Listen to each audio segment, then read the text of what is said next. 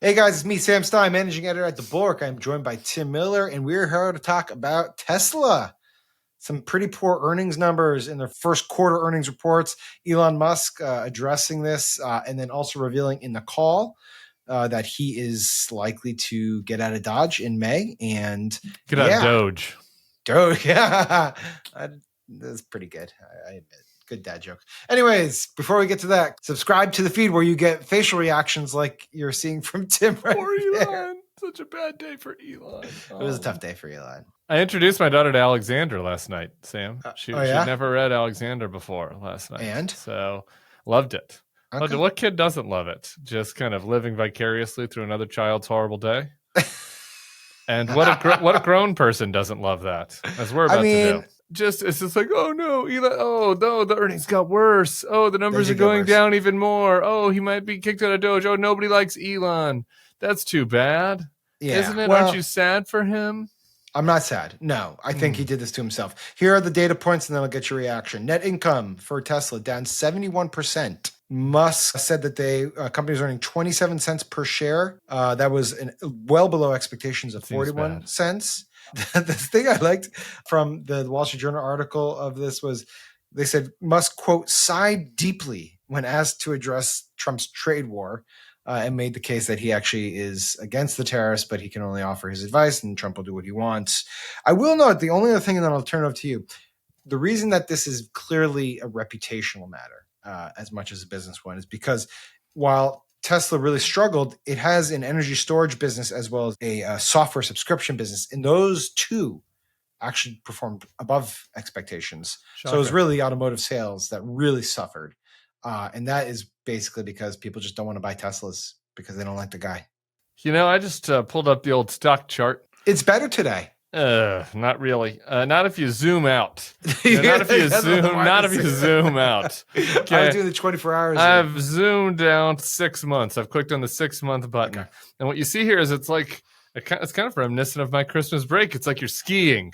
You know, you're just going down the hill. You're hitting a couple moguls, boom, and then down the hill again. And then a couple more moguls, and then you're down another hill.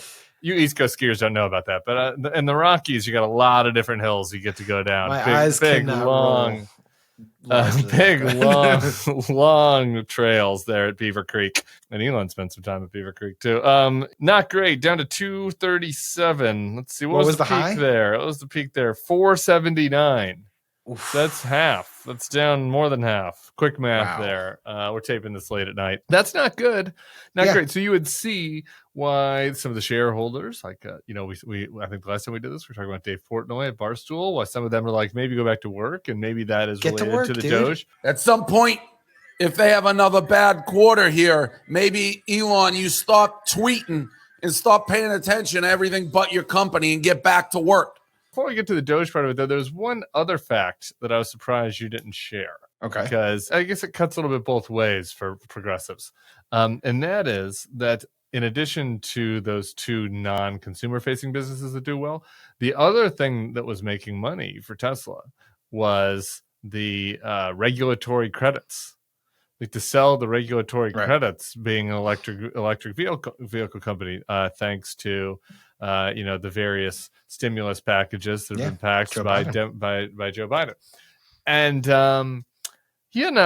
there's some irony there. There's some hypocrisy there. As a former Republican, I listen to that and I kind of think, maybe we don't need to be doing these anymore. Maybe this could be the moment where I could win some Democrats over to my cause. And it seems like the market, they did their job, some subsidies to get the market going. But it seems like the market's going fine. And do we really need to be subsidizing Elon Musk's failed company right now with consumer tax credits on EVs? I think the story, no. Yeah, the story of that goes back even further. I mean, it was government intervention that helped get Tesla going in the first place, right? So we wouldn't even be that, and that's Obama era stuff. So, we can have a lengthier debate about government subsidies, but clearly he's profited from the government. And it's ironic that his time in the government is going to witness him suffering the most profit. Yeah. Well, I'll just say maybe this could be a bipartisan. We haven't had really any bipartisan deals on the Hill these days. What will be the deal? So Well, I mean, some of the Republicans are really struggling to find any pay force for the This is massive the tax part. cuts for I'm not sure this will billionaires. cover it, but yeah, this So, they could go for that one, here could be one pay for. We're going to stop doing EV subsidies, and you could get some, spiteful liberals. A couple of Jared Moskowitz might sign on for that. A couple of spiteful Democrats to troll Elon to come across the aisle and join you. And, there you go. That might be something to All consider. right. Tim, what's the alternative history here where Elon funds Trump, gets him into the office, and then stays back? Doesn't do Doge. Unbelievable riches, honestly. And like, this is just really such a cell phone, right? Like, again, this is all there is really no alternate history though, because like this all dates back to, okay. I'm just saying, if we're going to really roll back the clock, this all starts probably with his trans daughter or with with the social media breaking his brain, right? Because so like him supporting Trump is tied to buying Twitter and the social media breaking his brain inextricably, right? So it's like kind of hard to imagine him giving $250 million to him if he did not involved, if he was not a Twitter addict. That said, had like someone stolen his phone, let's say, like had someone just stole like his 10th baby mama stolen all of his phones and laptops and got a hammer out there, and we're just like, you're just going to sire children and sit in Tesla board meetings. I think unbelievable, because he would have all the subsidies we're talking about. They would have the things that they were talking about doing that they got blowback on. Who knows what will happen? Like the government contracts for the Starlinks, but then also for the fucking trucks, the cyber trucks, right? Like you'd get it was the State Department cyber trucks, the Starlinks. Then we're talking about SpaceX, which gets tons of government fund money too. So so he'd have an inside track on the on the president, who's a very transactional person, and he'd be I'd sure just be getting even more government subsidies, and the Tesla would be doing fine. So that's a big oopsie for him, actually, it seems like to me. What are the lessons then? Don't be insane. Or do. Could maybe the better question is, could Doge have worked out if it was done differently? Because I think at this point, you interview the Canadian Doge guy? Yeah, I did. And his thing was like, you have to do it like classic consultant class, right? Like you bring in like all these consultant people, and they come and bring people in. Yeah, you make a bunch of Excel spreadsheets and you bring people together and you figure it out, and like that's boring. And I guess it worked in Canada. Maybe I don't know if it works here. But like, could Elon have gone to Doge and done things different? I think it's fair to say now the book on Doge is getting close. I'm not saying it's close. It's close to closed. And it's I don't think it's as close as you think. I want to get to that in a second, because I don't think he's actually leaving. But let's go to what we know to date. Yeah, I think that like if you had actually put I'm stealing this bit from Matt Iglesias, but like if you had given Elon a remit that was things that he actually knows shit about, tariffs. like trade and tariffs, like manufacturing, exactly. Yeah. Upgrading the government, making actually more efficient, not fake efficient, like actually more efficient, like how the government works, like in every department where we do paper, putting it online, right? Like all that kind of stuff. Like, sure. I mean, I'm sure that there's obviously room for more efficiency. Obama tried this and made some progress, like like a little bit of progress, but like, had you put real effort of tech nerds in to modernize the government, and make more of it. And look, everybody agrees, even the liberals that are rolling their eyes at us right now, who are watching this, who don't everything that every government does great. Obviously, the Defense Department could be more efficient, and you just look at any defense contracting situation that we have, what we're paying for a plane versus what Germany is, right? Like, so like there are things that could have been done.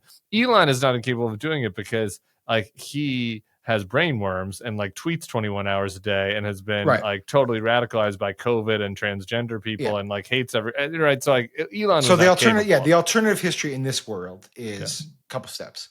Elon gets in there, says, I'm going to do Doge, but I'm also going to somehow create some silo of my business interests, right? Like I'm just going to step away from some of these companies. That was never possible. Well, just play along with me. Okay. And then he says, we're going to focus on a couple things. We're going to focus on upgrading the tech acquisition. I'm going to go into Department of Transportation because I know stuff about DOT. Like I can help out there. I'm in the business. And then we're going to sort of like, go into the Pentagon as well a little bit and just figure out stuff there and just modernize the technology and the infrastructure of government and start there. And in contracting. If we can get that going, I'll build off that. Instead, what he does is the first thing he does is he goes after U.S. aid. And it made no sense. And it set a bad tone, and I just think, and then, of course, he sort of reveled in the idea of breaking stuff and doing what he did at Twitter. And then that just set everything off in the wrong way. Yeah. So you don't think he's gone, though? I don't think he's gone. So here's why. I think there are two things happening. And I try very hard not to be the guy that's like, if you read between the lines and the 4D chess is being played. Like I pretty much, I like when it comes to Trump and Musk, I pretty much take them at face value. Like they're liars, but they're like transparent liars, and so you can kind of tell what they're up to most of the time. Sure. I usually am not like Trump does not have the brain cells for 4D chess. Here's a couple. There are a couple just interesting facts for Elon that are worth just thinking about here. Yeah. Number one, he's obviously doing damage control. We just went over the fact that his company has stock prices less. So he needs to tell them, I'm going to be back. He's got to tell the shareholders something, right? And most of the Tesla is like weird in this way. We're like, and I guess we could do a survey of them and update what they think about Elon now. But like a lot of the shareholders of Tesla are like Elon fanboys, right? Like the company trades at way more than the value because people just believe in him, and right. So like him telling his shareholders, I'm going to come back, means something to them in a way that it wouldn't like to us. Like, if Sarah had announced that Elon's going to come in and take over the Bulwark, operations, I think that would cause a panic inside. I probably would not there'd be quitting. They'd be quitting. Right. But at Tesla, I'd be updating my resume. Their mindset, I think, is going to be a little different because they have an Elon cult. Okay. So he's got to tell them that. Number two, and I know these guys don't care about the laws that much, but it's worth pointing out that he is a special government employee. And there's a 130-day limit, which we're coming up on. But you can take a break and go back, right? And so like this could just be fakey. I think that there's a chance that this is just hooey fakey things. And Elon's like, I'm going in, I'm going to take a break, I'm going to go back. I'm going to just in vitro fertilize a couple of crypto women, and I'm going to go to a couple of Tesla meetings. And then in June, I'm going to come back again, and we're going to eliminate the post office. Like I don't think there's a little bit. That's not a 0% chance. A little bit of a side, but because I was off, but we didn't talk about the other Wall Street Journal story about the care packages he puts together for his baby mamas and all that stuff. I was blown away by how much money he's giving each of these people. Well, and taking away, though. Giving them and taking. Yeah, well, yes. I mean, he was giving them a lot of money, but then taking them away if they had the temerity to be like, strict. You have to show up to a doctor's there were so appointment. So many parts of that story were beyond weird. Like almost, it made me kind of uncomfortable reading it. Anyways, for another point, I'm going to just. I'm surprised it makes you uncomfortable to read a story about Elon sliding into the DMs of random women being like, "Will you? Can I have your womb? Can I have your womb, ma'am?" It's like so fucked up. I just don't know people like this. Maybe they exist in some weird rich universe, but it's just so fucked up. All right, I disagree with you. I think Elon's getting ready to hit it. I think it's over. And it's sort of like a classic Washington tale in a way, right? It's like you think you're bigger than the state, but in the most extreme version of it, but with a few other baby mamas coming in and but it's like, classic Washington tale. South African billionaire comes in and becomes deputy president. This is just the same thing happened during the Chester A. Arthur administration. The point I'm trying to make is that there's been plenty of people who come in thinking they can remake Washington, D.C. and government itself. And, that they're the best and the smartest and the brightest. And they have the, most incredible business acumen and they're going to do things differently. And, and if only like people just put enough effort into it and we slept on the floor and, all this shit. And in the end, what you discover is that it's not, this city is not just about like outside force. It's about inside relations. And he didn't have any of that. He still doesn't. And he's pissed off a lot of people, including in this administration. And you're seeing it now. Like Sean Duffy definitely doesn't like the guy. Like Marco Rubio clearly has pushed back on the guy. Like all that reporting that they were like, it's not really true. Of course it was true. Yeah. And, Steve Bannon doesn't like the guy. And like at some point, you got to have some relations if you want to get things done. And Elon just never He's having bothered. relations. Different. All right, I want to give people a little dessert though, Sure. because That we've been wasn't doing the counter. No, it is. It's the bad. I want to even more delicious, like a second course Sure. of dessert. The return to Tesla isn't going to work either. You don't think so? Oh my god. I mean, he is in such a bad way. Like the brand is. I think the such brand's a bad done. way. Yeah, the brand is. There's done. nothing you can do. It's like I don't know. You were a good kid, right? You went to Dartmouth. You were a good kid, so you might not know about this. All the bad kids out there will get this. Sometimes you've done enough bad things, and like your mother and maybe father sometimes, but often in my case the mother. It's just like there's nothing you can say. You're just so deep in the doghouse based on your behavior. That there's just you can go get A's, you can say yes, ma'am, you can go to church, but like it's true. Too deep in the doghouse, you can't get out. What could he do to win back the people he's pissed off? It's over. Nothing. It's over. It's over. It's gone. He's gone. And so like the company's like whole brand, salience, like it has evaporated. And frankly, you got to assume that the next quarter is worse because this stuff takes time. To kind of cycle through. Well, yeah, and then you have the macroeconomic factors that really haven't. I mean, yes, there are some of that's in this, but the brand is done for liberals at least. You will not see liberals flock to this. Most of them are trying to get rid of them. They just can't get rid of them in the secondary market. We were talking. I remember an earlier show. I forget what it was, but we were trying to think of someone who tanked his own brand and image and company as badly as this, and the only parallel I had was Subway Jared. Like he was not selling. He wasn't selling subs after that. Papa John. Papa great. John? Yeah. Didn't he do some racist stuff? Yes. Yeah. But I don't know if that hurt the brand, to be honest with you. Papa John had a different kind of consumer makeup than Tesla. The Tesla, kind of consumer profile is a little different. Yeah, that's a fair point. How are we looking on Kalshi for Elon? Kalshi, guess the lines. All right. Brought to you by Kalshi. Well, we should pay us, Kalshi. We got to get some sponsorship. Brought to us by Jesuit Refugee Services. They sponsored the podcast 2 times, and I'm trying to give them free love now. Go support Jesuit Refugee Services. That's a good. Basically the same as Kalshi. They're sponsoring. They're sponsoring this gambling segment. I don't have their approval for that. All right. So I have to give you warning. The numbers have really tanked after this investors call. Yeah. Will Musk leave Doge? They have before May 1st, before June 16th, and then before January 1st. Obviously, it's going to be before January 1st. All right. Before May 1st, what do you think the percentage is? Well, it's only April. It's April 22nd right now, right? As we tape this. So I would say pretty low, like 15%. Okay, say 15. You overestimated it. It's only 4%. Yeah. And that's because it's just 2 weeks. There's no way he's leaving in 2 weeks. Or at least you're not going to bet that he leaves in 2 weeks. All right. Before June 16th. So that gives us about a little less than 2 months. Now, I'm not sure that I agree with this, but we're guessing the lines. Okay, I'm not giving you my opinion. I think that the people, the washed masses out there, I think that 70% of them think that he'll leave by June 16th. No. 32%. Wow. They still think he's going to stick around. The money's there. Out there. There's money to be made. There's real money to if be you made. think Elon's leaving. That's interesting. Wow. All right. And then does he make it before the year, January 1st, 2026?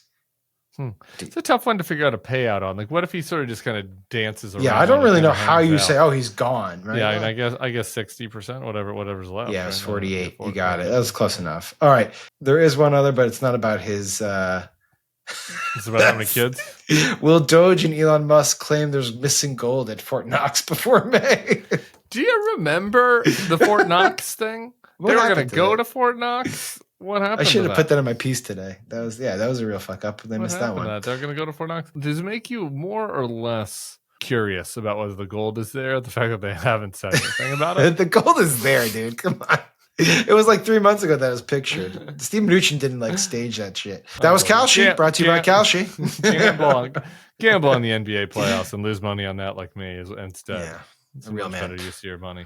All right, buddy. Well, it's been a pleasure. Great. Thank you for jumping around and talking about this stuff with us. And sorry to all those Tesla investors out there, but honestly, you had it coming on this one. Blame Yeah. Elon. Yeah. All right. Subscribe to the feed. We'll talk to you later. Later. Hey, YouTube fam, if you want to support the Bulwark, the best way to do it is by becoming a YouTube Bulwark Plus member. The Bulwark is truly independent. We have no corporate overlords. We're not settling any dumb lawsuits with Trump. By joining, you help support our work, and you can get a bunch of perks right here on this platform. Ad-free content, bonus videos, live streams, and some emojis of me, which I guess some people want. So come join, come hang out, become a Bulwark YouTube Plus member, and I'll be seeing you in the comments. So behave.